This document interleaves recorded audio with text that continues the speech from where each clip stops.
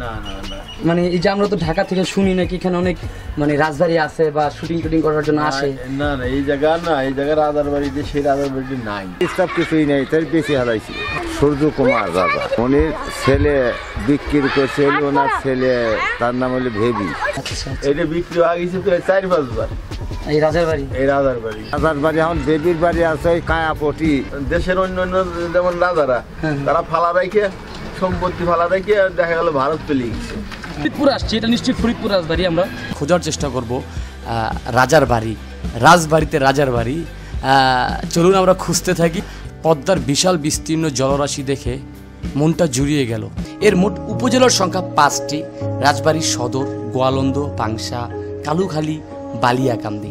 এর প্রধান নদ নদী হচ্ছে পদ্মা নদী, গড়াই নদী, চন্দনা নদী, মধুমতি নদী। যেমন দৌলতদিয়া পতিতালয় দেশের সবচেয়ে বড় পতিতালয় বলে পরিচিত।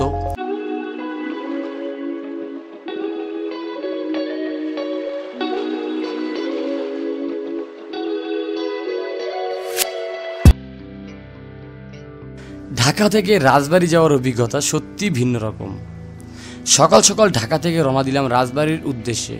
শহরের ব্যস্ত রাস্তা পেরিয়ে যখন গাড়ি পাটুরিয়ার ঘাটের দিকে ছুটছিল, তখন ঢাকার কোলাহল যেন কানে বাজছিল।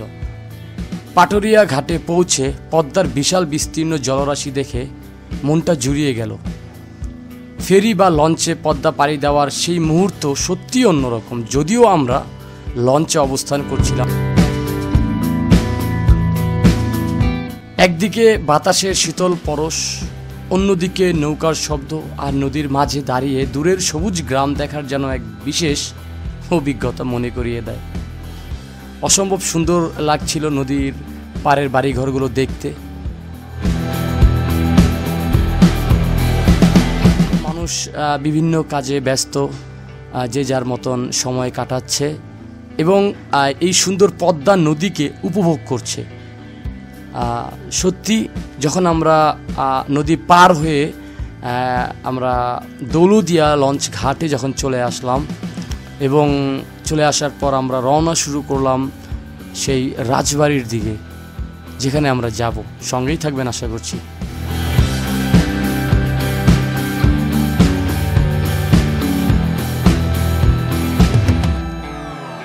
ভিউয়ার্স, এই মুহূর্তে আমরা আছি দৌলতদিয়া লঞ্চ ঘাটে।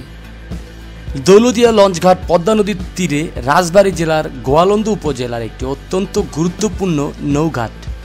এটি মূলত দৌলতদিয়া ফেরিঘাট নামেই বেশি পরিচিত। এটি দেশের দক্ষিণ ও দক্ষিণ পশ্চিমাঞ্চলের সঙ্গে রাজধানী ঢাকার যোগাযোগের অন্যতম প্রধান প্রবেশদ্বার।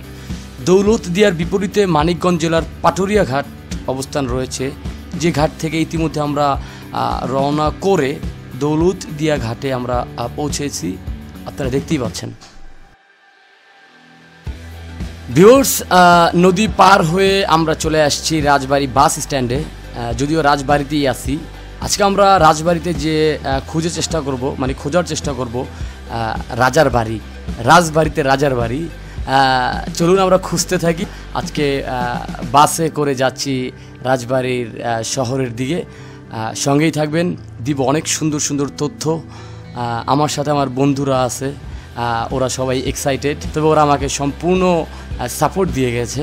ওদের কাছে কৃতজ্ঞতা প্রকাশ করছি। রাজবাড়ির পথে যত যাচ্ছি ততই দেখছি রাস্তার দুপাশে ধান ক্ষেত, পুকুর আর ছোট ছোট গ্রাম। দেখতে বেশ ভালো লাগছিল। রাজবাড়ি শহরে প্রবেশ করার সময় বোঝা গেল এখানকার জীবন ঢাকার থেকে অনেক শান্ত, অনেক ধীর।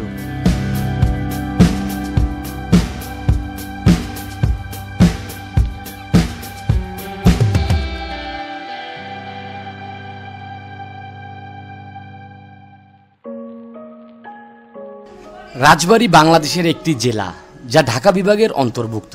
পদ্মা নদীর তীরবর্তী এই অঞ্চল ইতিহাস, নদী বিধৌত প্রাকৃতিক সৌন্দর্য এবং সমৃদ্ধ সংস্কৃতির জন্য বেশ পরিচিত। রাজবাড়ী জেলা 1984 সালে ফরিদপুর জেলা থেকে আলাদা হয়ে স্বতন্ত্র জেলা হিসেবে গঠিত হয়। এর মোট উপজেলার সংখ্যা 5টি। রাজবাড়ী সদর, গোয়ালন্দ, পাংশা, কালুখালী, বালিয়াকান্দি। এর প্রধান নদ নদী হচ্ছে পদ্মা নদী, গড়াই নদী, চন্দনা নদী, মধুমতি নদী। কৃষি এই জেলার মানুষের প্রধান জীবিকা। দর্শনীয় স্থানের মধ্যে দৌলতদিয়া ফেরিঘাট, গোয়ালন্দ ঘাট, নবাব বাড়ি, পদ্মা নদীর তীর, ঐতিহাসিক মসজিদ ও জমিদার বাড়ি। বিশেষ পরিচিতি আছে এই জেলার, যেমন দৌলতদিয়া পতিতালয় দেশের সবচেয়ে বড় পতিতালয় বলে পরিচিত, এবং নদী ভাঙন এখানে একটি বড় সমস্যা। লোকসংস্কৃতি, পালাগান ও গ্রামীণ মেলার জন্য রাজবাড়ী বিখ্যাত।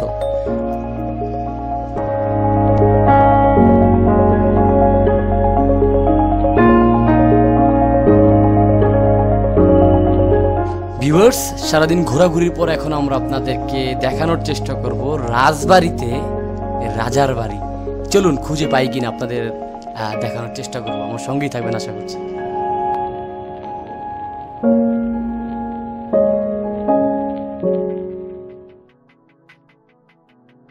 ভিউয়ার্স, আমরা যখন রাজবাড়িতে আসি, রাজবাড়িতে আসার পর যখন রাজার বাড়ি খোঁজ করছি, তখন চাঞ্চল্যকর কিছু তথ্য স্থানীয় লোকেরা আমাদেরকে দিয়েছে, যা শুনে আমি অনেকটাই হতাশ হয়ে গিয়েছিলাম। বাকিটা তাদের মুখ থেকে আপনারা শুনুন। রাজবাড়িতে রাজার বাড়ি, মানে এছাড়া কোনো রাজবাড়ি নাই? না না না, মানে এই যে আমরা তো ঢাকা থেকে শুনি নাকি এখানে অনেক মানে রাজবাড়ি আছে বা শুটিং টুটিং করার জন্য আসে। না না, এই জায়গা না, এই জায়গা রাজার বাড়িতে সেই রাজার বাড়িটি নাই। আচ্ছা আচ্ছা সেইটা হয়েছে কি, ওনার যারা বংশধর আছে না, আচ্ছা, ওনার রাজবাড়িতেই থাকে এখনো। ওই রাজবাড়ি ইউসুফি ব্যাংক, হাজি মার্কেট, মারোয়ারি পট্টি। ওনারা ওই মারোয়ারি পট্টির নিচে একটা বট গাছ ছিল, বট গাছটা নাই উঠে গেছে। আচ্ছা, ওই জায়গাটা একতলা বিল্ডিং আছে, ছোট বিল্ডিং, ওই জায়গায় ওনার বংশধররা থাকে। আর এই রাজার বাড়িটা ওনারা ওই বিক্রি করে দিছে হলো যে স্বাধীনের পরপরই। আচ্ছা, এটা বিক্রি হয়ে গেছে প্রায় 4-5 বার। এই রাজার বাড়ি, এই রাজার বাড়ি মানে অন্য যেমন দেশের অন্য যেমন রাজারা, তারা ফালা রেখে সম্পত্তি ফালা রেখে দেখা গেল ভারত পেলে গেছে। আচ্ছা, তাহলে ওই সম্পত্তি দেখা গেল সরকার একবার করে নিচ্ছে। তার মানে এখন রাজবাড়িতে কোনো রাজার বাড়ি নাই? না না, কোনো অস্তিত্ব নাই এখন? না, কিচ্ছু নাই। আচ্ছা, আর এটা তো ফরিদপুর রাজবাড়ি, তাই না? হ্যাঁ, এটা ফরিদপুর। কিন্তু আমরা তো যতটুকু মানে জানতাম যে এখানে অনেক রাজবাড়ি, মানে রাজাদের বাড়ি। আর এই রাজবাড়ি তাদের নামকরণই তো রাজবাড়ি রাখা হয়েছে, না? তাই না? এদের নামের বাড়ি না, আর জিনিস আমার সম্পত্তি। আমার সম্পত্তি যদি আমি নিজে বিক্রি করে দিই, আচ্ছা, হ্যাঁ, তাহলে তো এইটা কোনো কারো করার কিছু নেই, সরকারেরও করার কিছু নেই। ওনারা এই জায়গাতে বিক্রি করে দিয়ে ওনারা শহরে থাকে। আচ্ছা আচ্ছা, তাহলে এই যে আমরা যে ঘাটগুলো দেখতেছি, এইগুলা ধরেন মালিকানা হয়ে গেছে, মালিকানা হয়ে গেছে। এগুলোর কোনো মানে ওই রাজাদের কোনো মানে অংশীদারিত্ব নাই? এই যে বাড়ি বল না, এগুলো তো 88 বন্যার সময় যে সব মনে করেন ওই নদী ভাঙন চরের লোকজন তারা বাড়ি গেছে। আচ্ছা আচ্ছা, আবার এই যে কিছুক্ষণ আগেও না, এই যে পুকুরের যে মালিক যারা কিনে নিয়েছে, তারা এসে দাঁড়াতে তার সাথে অনেকক্ষণ বলে করলাম, আলাপ করলাম। আপনার অসংখ্য ধন্যবাদ। আপনাদের এখানে রাজাদের বাড়ি বলতে যে একটা কথা ছিল যে রাজবাড়িতে এখানে আমরা পেলাম না, তাই এখানে রাজবাড়ি কোথায় আছে বলতে পারেন? রাজবাড়ি এই রাস্তা দিয়ে গেলি ফেরে আচ্ছা, এখান থেকে অটো তুলি আমি রাজবাড়ি যাবো মাছ বাজারে, এইটাই রাজার বাড়ি। এখানে আদি স্টাফ কিছুই নেই, তাই বেশি হারাইছি। সূর্য কুমার রাজা, উনির ছেলে বিক্রি করছিল, ওনার ছেলে তার নাম হলো ভেবি। বর্তমানে মানে ধরেন একজন 5 শতাংশ, 3 শতাংশ, 10 শতাংশ এইসব কিনে 2-3 বিক্রি হয়ে গেছে। তার জন্য এই রাজবাড়ি আসছে। কিন্তু একটা জিনিস চিন্তা করে দেখেন, এই রাজবাড়িতে এখন রাজাদের বাড়ি নাই, ব্যাপারটা অন্যরকম। কিন্তু রাজার বাড়ি এখন বেবির বাড়ি আছে, ওই কায়াপটি। ঢাকায় গেলে দেখবেন লালবাগের কেল্লা আছে, ঢাকায় গেলে দেখবেন আহসান মঞ্জিল আছে, কিন্তু জানেন এগুলো এখন আছে কেন আছে? এগুলো দেশের একটা ঐতিহ্যবাহী, মানে দেশের ইতিহাস মনে করিয়ে দেয়। সো ফরিদপুর আসছি, এটা নিশ্চয়ই ফরিদপুর রাজবাড়ি। আমরা তো ফরিদপুর রাজবাড়ি আসি, কিন্তু এখানে একটা রাজাদের বাড়ি নাই, এটা কিন্তু অত্যন্ত দুঃখজনক একটা ব্যাপার। তা আপনার কাছে কি মনে হয়? ধরেন দেবতার রাজার বাড়ি বিক্রি করেন নাই, নাটোর রাজার বাড়ি বিক্রি করেন নাই, এই রাজা বেশি গেল তাগারে সমস্যা। খুঁজতে খুঁজতে মানুষের সাথে কথা বলে রাজবাড়ি না পেয়ে আমি স্কুল পড়ুয়া ছেলেদের সাথে একটি সময় কাটানোর চেষ্টা করলাম। ওরা আমাকে দেখে বেশ আনন্দ পাচ্ছিল।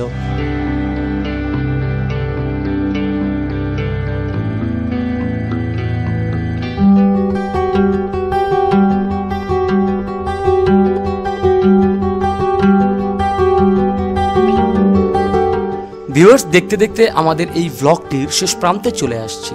দেখা হবে পরবর্তীতে নতুন কোনো জায়গায়, নতুন কোনো ভিডিওতে বা নতুন কোনো ভ্লগে।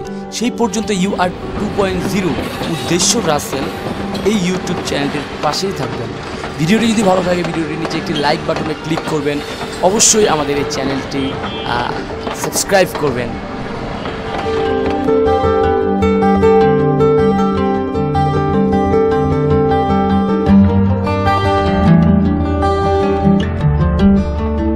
বাংলাদেশের বিভিন্ন স্থানকে নিয়ে আমার বিভিন্ন ব্লগ আছে, সেগুলো দেখতে চাইলে আমাদের প্লেলিস্ট আছে, ব্লগ প্লেলিস্টে ক্লিক করে রাখতে পারেন।